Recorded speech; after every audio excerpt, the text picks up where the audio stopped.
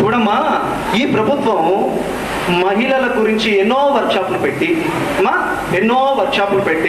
అసలు స్త్రీ ఎలా తన సంసారం చేయాలి, ఎలా తన భర్తని అదుపులో పెట్టుకోవాలి అని 12 కాపురానికి 16 సూత్రాలు చెప్పింది కదా. మరి సూత్రం నంబర్ 12 ప్రకారం తాగొచ్చిన భర్త ఇంటికి వస్తే తలుపు తీయకండి, మరి అన్నం కూడా పెట్టకండి అన్నారు.